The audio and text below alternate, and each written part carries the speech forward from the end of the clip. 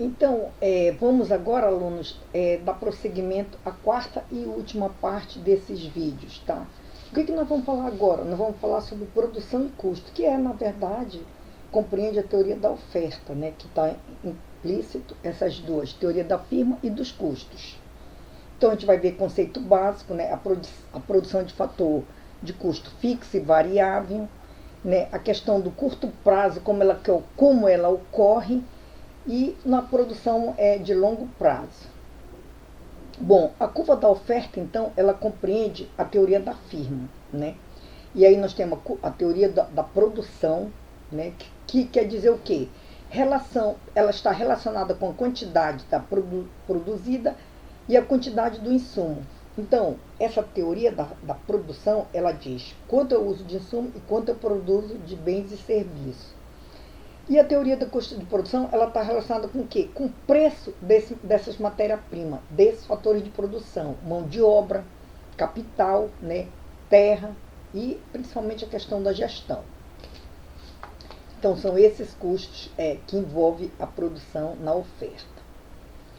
Então, os insumos básicos a gente já viu. Insumo básico, leia-se igual fatores de produção, que é mão de obra, matérias-primas diversas, né, capital, máquinas e equipamentos, e a questão de você saber gestionar tudo isso. O que ocorre? Existe um processo de produção, então você tem uma firma, você tem um pátio, né, uma oficina e tal, onde você faz os efeitos. Na fazenda, você tem a área onde você produz. E aí nós vamos produzir aqueles bens finais que a gente chama, bem ou serviço. Então, quando o médico ou um odontólogo, ele instala um consultório, todo montado, tudo, ele já está, a partir daí, ele já vai produzir um bem final, que já é atender o cliente. Na agricultura, né, então eles produzem arroz e o arroz já vai chegar no mercado, é um produto final, né. A educação, então, ela faz as instalações delas com relação a equipamento, professor, sala de aula e material didático, e aí ela vai oferecer um serviço, né? Então, tudo isso. E dentro disso nós temos dois conceitos, que é a eficiência técnica e a eficiência econômica. A eficiência técnica está relacionada com o quê? Com a produção de um mesmo produto numa dada quantidade num determinado período de tempo, levando em consideração a menor quantidade de insumos, né? Então, dado a diferente processo de produção, por exemplo, tem empresas que fornecem um produto paralelo similar, produção de carro. Então, eles combinam isso aí. Tem uns que vão ter mais custo, outros menos custo. E aí você vai ter uma quantidade de produtos finais. A eficiência econômica não. Ela está relacionada ao quê? Dada diferentes processos, né? Os dois compreendem diferentes processos de produção, são várias firmas diferentes. É aquele que permite produzir uma mesma quantidade de produto com menor custo de produção, ou seja, menor custo dos insumos para produzir. Então, por exemplo, para produzir um carro similar ao popular da Volkswagen, a Chevrolet produz, aí uma ou outra vai ter um menor custo de produção. Aí seria, né, uma eficiência econômica. A eficiência técnica não, ela está relacionada à menor quantidade desse insumo, menor quantidade de alumínio e tal, e aí vai ter, claro, uma diferenciação de produto, mas você vai ter, vamos dizer, produção de 20 carros, mas você usou menos insumo. E o outro também vai ter 20 carros, mas usou mais insumo. Isso aí é uma eficiência técnica de cada firma. Então, na verdade, a função de produção nada mais é que uma quantidade de produção em função desses fatores de produção. Então, nós temos uma equação que é quantidade produzida é igual a trabalho, que aí está se falando de mão de obra, está falando-se de capital, né? Está falando-se de matéria-prima, tudo relacionado ao tempo, né? Então, uma empresa, para ela produzir, vamos dizer, 1000 carros, uma montadora, então ela leva em 3 meses ela faz tantos carros, certo? Então, essa produção é em função dos insumos, né? Dos fatores, na verdade, de produção, incluindo a mão de obra. O que se tem que levar em consideração também é que função de produção é diferente da função da oferta. A função de produção ela está relacionada com o preço dos fatores de produção. Então, a função da oferta, ela está relacionada com o quê? Com os preços dos fatores de produção. Tá? Então, essa função de oferta, a gente já até tinha falado anteriormente, porque se o custo da mão de obra ou outra matéria-prima aumenta, você vai diminuir a quantidade produzida. Se os insumos barateiam, então a oferta vai aumentar. Por isso que essa função da oferta, ela está relacionada a esses preços dos fatores de produtivo, dos fatores de produção. E a função de produção não, ela está relacionada com a quantidade física dos fatores de produção. Então, quantidade física. Então, quanto eu uso de matéria-prima, eu vou produzir 500 unidades, 1000 unidades. Então, a função de produção, ela está relacionada com a quantidade física que eu consigo obter da combinação nesse processo de produção. E já a função da oferta, não. Ela vai variar devido aos custos. Mão de obra encareceu, a oferta deve cair. A mão de obra ficou mais barata, vou contar lá mais gente, então a oferta pode subir, se deslocar. E aí, dentro desse fator, a gente tem que existe um conceito de curto prazo e médio prazo na economia, principalmente curto prazo e longo prazo, né? E aí a gente verifica que na produção, os fatores de produção, eles podem ser considerados fixos, né? Ou seja, dentro de um processo de produção, num determinado período de tempo, eles se tornam inalterados, né? Então isso aí é no curto prazo. Então, embora, por exemplo, a demanda do açaí aumente exponencialmente, eu não vou ter uma oferta de imediato. Eu vou ter que ter mais catadores, eu vou ter que ter mais plantio e etc. Aí, no longo prazo, tudo vai ser variável. Todos os custos vão ser variáveis, certo? Então, no curto prazo, os fatores fixos, eles permanecem inalterados.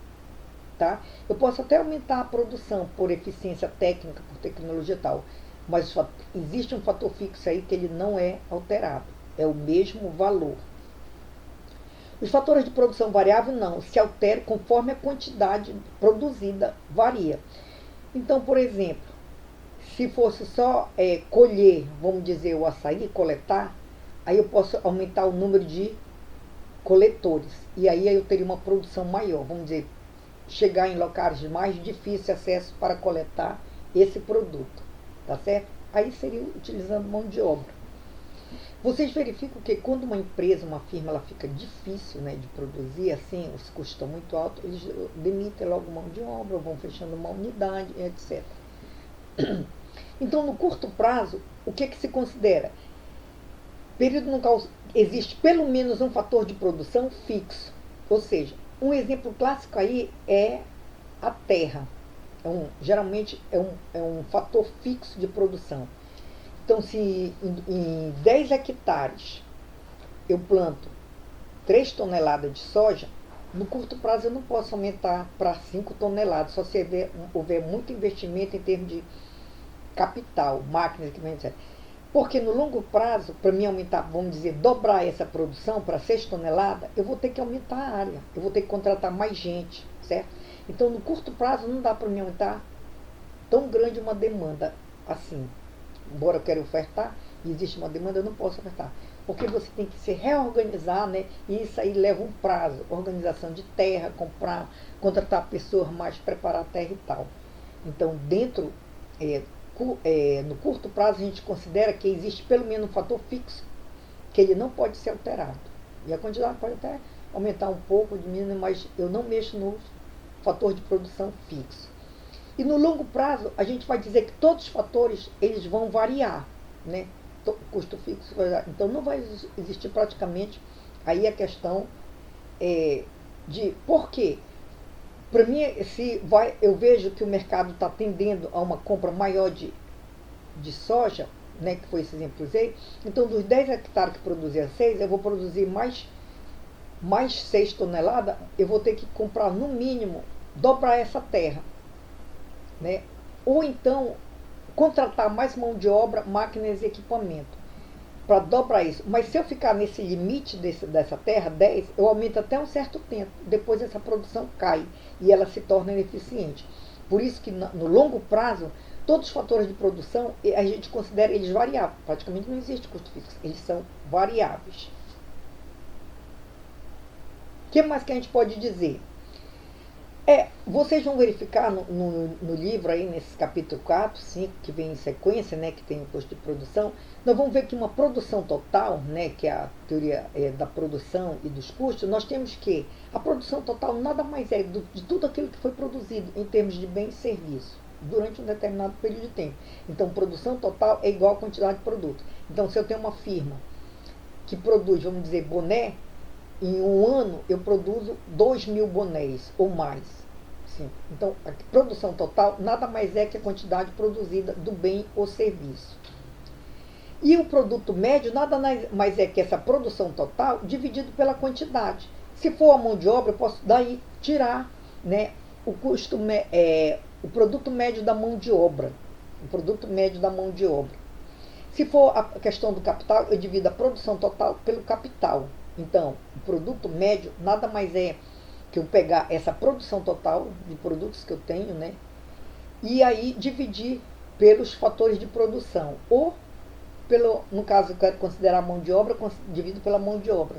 Se for capital, máquina e equipamento, eu divido, né? Quanto é que eu tenho ali. Isso aí nós vamos ter, claro, um produto médio. Eu vou correr um pouco, gente, mas aí vocês vão anotando as dúvidas e tal. E aí pode ser também que eu passe 10 questões, mas são questões bem assim com relação ao conceito, como se faz e tal. Vocês lendo, vocês vão compreender, porque vocês são engenheiros, vocês entendem bem essa questão que se explica com os exemplos bem didáticos no livro, né? Eu até na próxima aula, que eu vou ver se eu compro uma lousa que aí para colocar aqui e adaptar isso aqui. Eu estava na reforma na minha casa, mas eu nem pensei nisso, porque eu não estava estava esperando de fato voltar às aulas. E o que é o produto marginal? A produtividade marginal nada mais é que a variação de um produto, dada a variação do produto, ou seja, o aumento da quantidade produzida, dado uma variação de uma unidade na quantidade do fator do insumo, né, da produção, em determinado período de tempo. Isso quer dizer que, quando eu estou variando a mão de obra, a terra, vamos dizer, são 10 hectares, eu estou variando a mão de obra 1, 2, 3, essa aí vai ser o quê? A variação da quantidade produzida em função da variação de uma mudança de uma unidade de um insumo. E aí nós vamos ter, no livro tem esse exemplo, mostrando como é que a curva se comporta da produção total. Isso quer dizer que se numa produção total de 10 hectares eu produzo 3, se eu for adicionando só mão de obra e a terra está fixa, essa produção ela cresce até um determinado tempo, chega ao máximo, mas depois ela passa a cair, né? Que aí nós vamos cair na lei de rendimentos decrescente. Por que isso ocorre? Porque vai saturar. Eu tenho 10 hectares, e aí eu, vamos dizer, trabalhava 50 homens e produzia 3 toneladas de soja. Se eu colocar 51, 52, 53, 50 homens, aí ela vai crescendo, mas ela vai crescendo de forma até se tornar inoperante. E isso aí é uma produtividade marginal, que é o acréscimo adicional de uma unidade do fator de insumo, dependendo da variação da quantidade que eu estou produzindo. Ou seja, variação da quantidade em função da variação do acréscimo de uma unidade. Isso quer dizer que isso aí é a lei de rendimento decrescente. Então, é um U, vocês vão ver nos gráficos, invertido, né?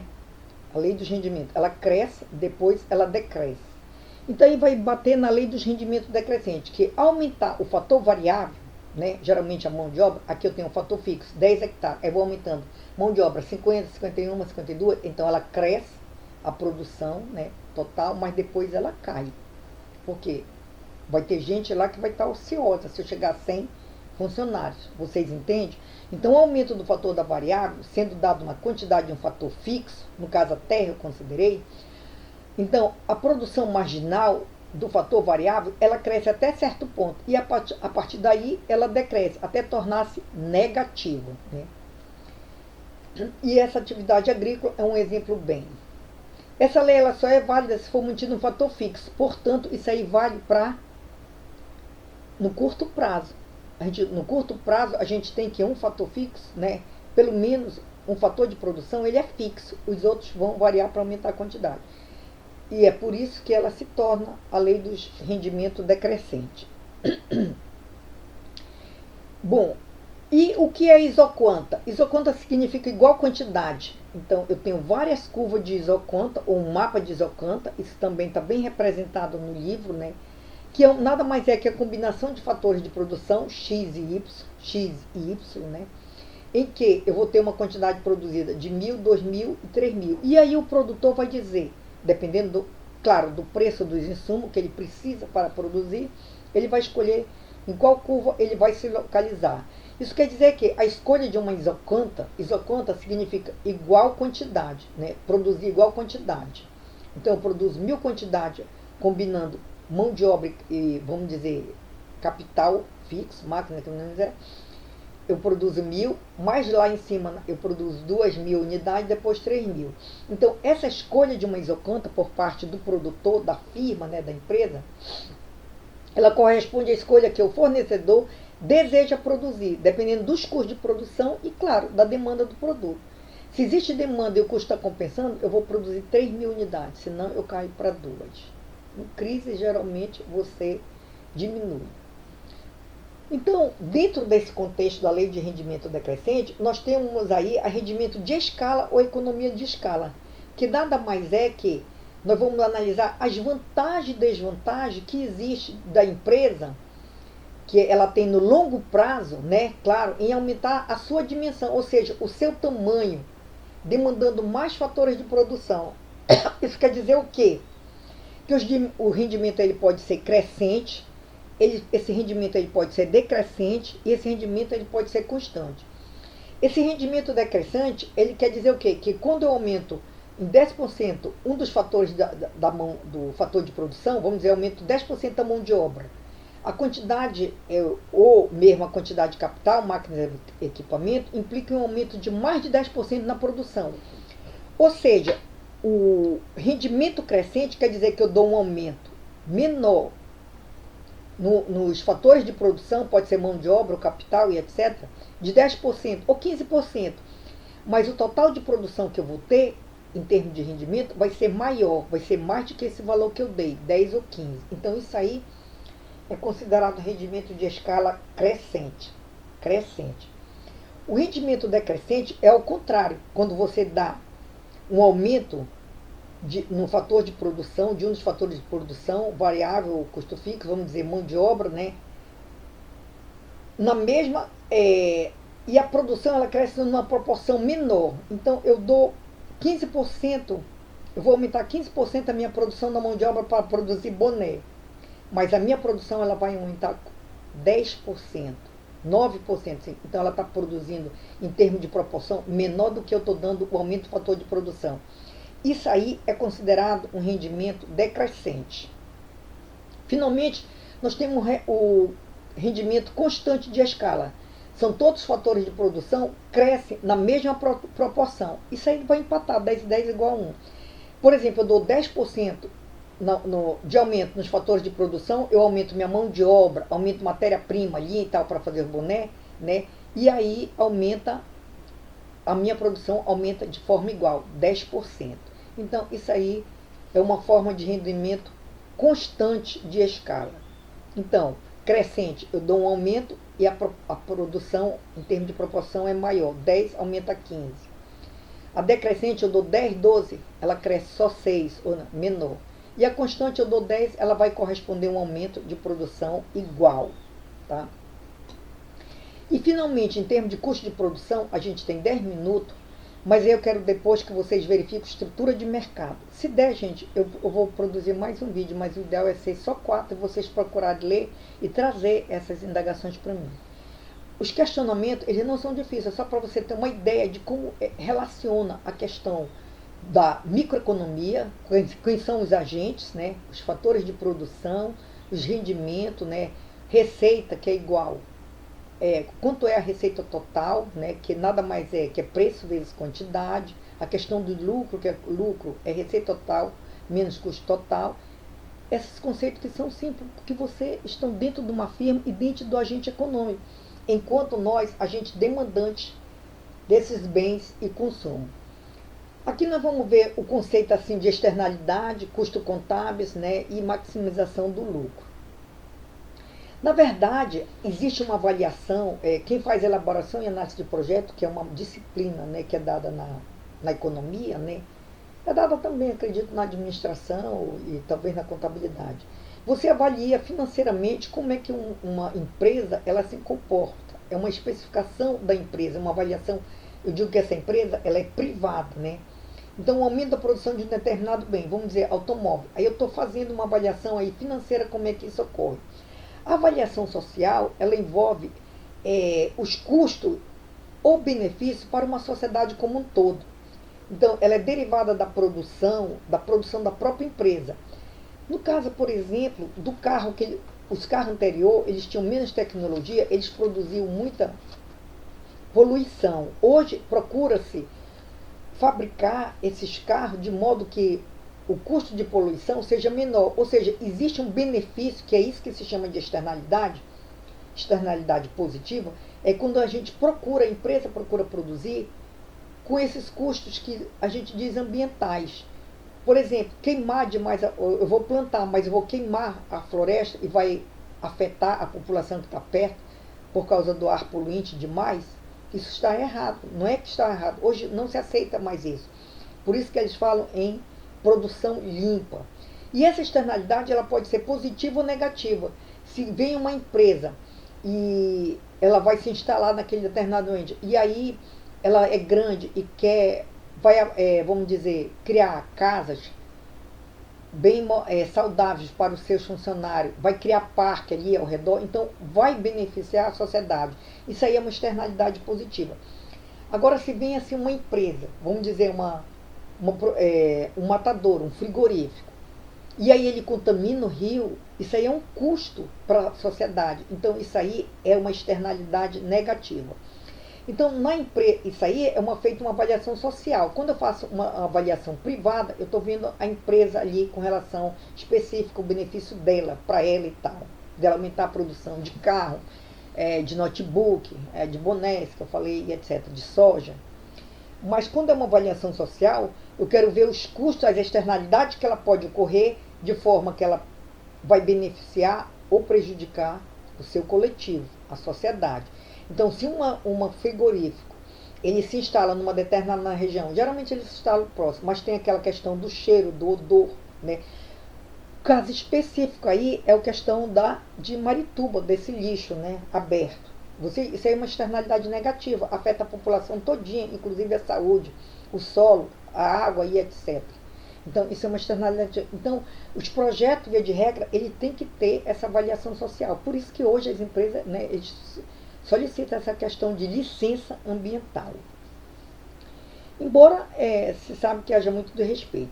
Bom, com relação ao custo, né, o custo fixo no curto prazo, a gente já verificou que no curto prazo, algum setor, algum fator de produção, ele tem que se manter fixo.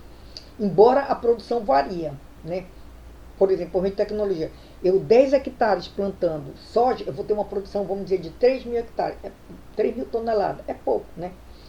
Mas, se eu permaneço fixo e aumento, vamos dizer, a mão de obra, insumo, e melhoro geneticamente as plantas, eu vou ter uma produção maior. Variou a produção, mas eu permaneço em 10 hectares. Isso aí seria em termos de tecnologia, né? Isso aí no curto prazo. Mas no longo prazo, eu posso aumentar para 6 toneladas, eu não vou poder ficar com um fator fixo. Ou seja, todos os fatores, eles vão variar, os fatores de produção, inclusive a terra. Então eu vou aumentar, por isso que é no longo prazo, porque eu vou me planejar, vou contratar mais máquina, equipamento, comprar mais semente e expandir, né, na verdade, aumentar a minha terra, porque para aqueles 10 hectares está difícil, mesmo com tecnologia, eu produzir, né, porque existe um limite aí do fator fixo. Então, no longo prazo, todos os fatores são variáveis. O que mais que pode se dizer? Bom, vocês vão dizer que custo total nada mais é que o custo fixo mais o custo variável, tá? Totais. E aí a gente vai ter também a questão do custo fixo médio, que nada mais é que o fixo total dividido pela quantidade. O custo variável médio nada mais é que o custo variável dividido pela quantidade, né? E o custo total médio nada mais é que o custo variável médio mais o custo fixo médio. Correto? Então ela tem um formato de U, essas curvas. E aí vocês vão visualizar bem esses exemplos e esses gráficos no livro, por favor. O custo de produção, então, nós vamos ter um custo marginal, que a gente já viu, né? Diferente dos custos médios, os custos marginais, eles referem-se o quê? A variação do custo, quando se altera a produção, ou seja, ao custo de produzir uma unidade extra, tá? Então, nada mais é que o custo variável, o custo médio, nada mais é que a variação do custo total em função da variação da quantidade. E essa quantidade, né, ela vai aumentando. Aí você tem uma tabela, né, nos livros de economia que ele mostra fixo, terra, variando a terra, aí eu vou ter custo médio, tenho produção total e tenho custo médio, que eu pego essa produção e divido pelo fator variável ou pelo que eu uso total, e aí eu tenho o custo total médio, tá? E tem o custo marginal, que nada mais é que eu aumento, que a variação da quantidade aumenta, a variação o custo total aumenta devido à variação de uma unidade que eu estou acrescentando. Os custos marginais, eles não são influenciados pelos custos fixos, tá certo? Bom, falando isso, aí nós vamos aqui, né, faltam 4 minutos, para a estrutura de mercado. Essa estrutura vocês têm que ler, correto? Porque se eu gravar mais de que 30 minutos, esse vídeo eu já vi que eles não abrem. Então, nós temos um mercado de concorrência perfeita, aquele que a gente falou de concorrência pura, né, que nós já falamos alguma vez sobre estrutura de mercado. A estrutura de mercado, ela envolve mercado de concorrência perfeita ou pura, o monopólio, que é uma empresa só, o oligopólio, que são poucas empresas, e até a concorrência monopolística, né? Então, isso quer dizer que no mercado, principalmente de concorrência perfeita, existem alguns fatores que característica desse mercado. Quais são? O número de empresas que compõem esse mercado, né? Então, no mercado aí de estrutura, ele depende as várias formas ou estrutura desse mercado, não é só concorrência perfeita, desculpa. As estruturas do mercado, por que elas se classificam como mercado de concorrência perfeita, monopólio, oligopólio, monopsônio e etc. Por quê? Porque elas dependem do número das empresas que estão no mercado, as empresas que estão oferecendo o trabalho, o serviço, o produto.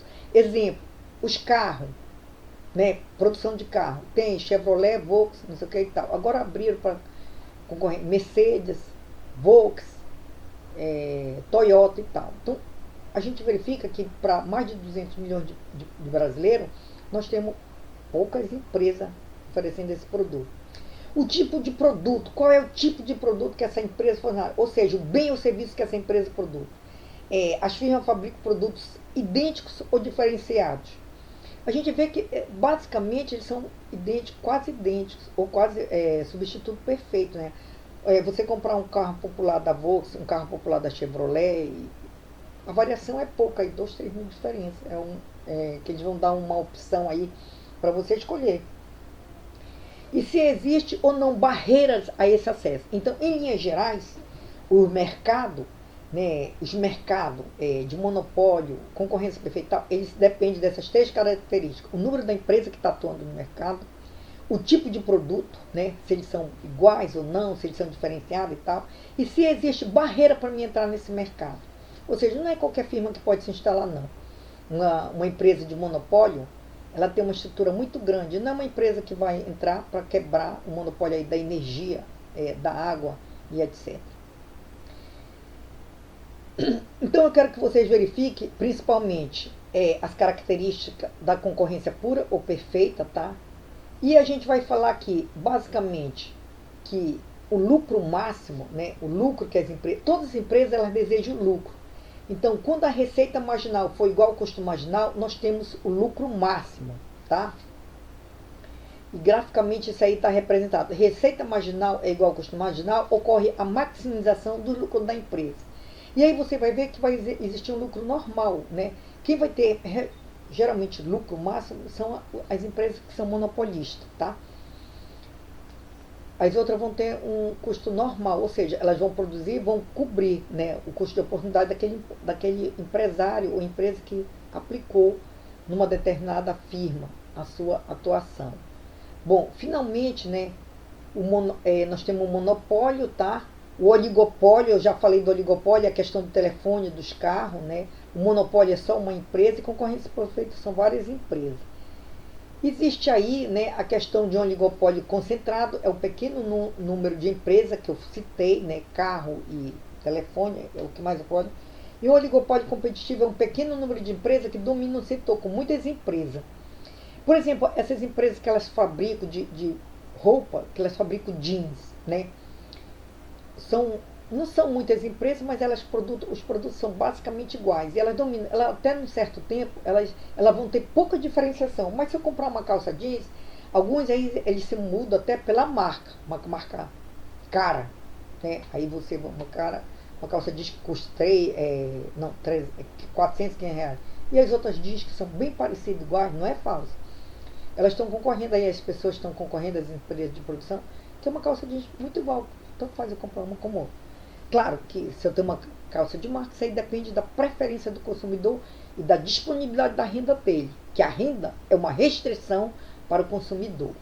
Bom, gente, o que a gente tinha que falar sobre isso, a gente tem tipo de produto de oligopólio, que é o oligopólio homogêneo, alimento homogêneo, né, que é, por exemplo, alumínio e cimento, é um produto igual, né, e um produto diferenciado, que é exemplo automóvel, né, que eu já citei. Isso aí é um tipo de oligopólio, ele pode ser homogêneo.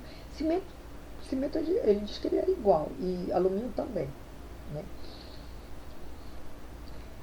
Bom, para terminar, né, eu peço que vocês falem na microeconomia, sobre teoria do jogo, mas isso aí é complicado. Isso aí existe uma regra do jogo, dos jogadores, né, para você entrar no mercado. O que eu quero dizer é destacar que no monopólio, por exemplo, o que eu vou definir que, por exemplo, as empresas de concorrência perfeita, nós temos aqui o objetivo da empresa vai ser maximizar, das empresas de monopólio, concorrência perfeita e concorrência monopolista e oligopólio, elas querem lucro, né? Claro, maximizar lucro. Mas a gente vai ver que concorrência perfeita são várias empresas, muitas empresas mesmo, né? E no monopólio é só uma empresa. Exemplo, né? Luz, eu falei, energia, porque a estrutura que elas exigem para produzir é grande, mão de obra e tal, tecnologia e tudo, então isso é muito caro. Então é eles que vão definir o preço. Por isso que existe essas agências que controlam o preço aí de telefone, existe direito à economia para ver isso. Isso não prejudica o consumidor, tem oligopólio e tal. Então, com relação a fatores de produção para essas empresas, nós temos que na concorrência perfeita existe uma oferta abundante. Onde é que acontece essa concorrência? Nas feiras ainda a gente vê. O mamão que muda a espécie, só quem conhece. Mas o mamão, uma manga e tal, elas são muito homogêneas. No monopsônio é somente um comprador para muitos vendedores. Eu falei da questão da usina de leite. Né? Um comprador, monopsônio. E o oligopsônio existe poucos compradores, né, que dominam o mercado para muitos vendedores. Indústria de laticínio, foi essa que eu falei. E no monopólio bilateral, ocorre um monopolista na compra do fator de produção, defronta-se com o monopólio na venda desse fator. Eu considero aí a questão por exemplo, o mercado da China, ela compra muito, né, a questão do ferro nosso, para fazer esse produto. E aí a nossa produção é vendida só mais para um produtor. Então a gente fica por aqui e aí a gente se vê amanhã.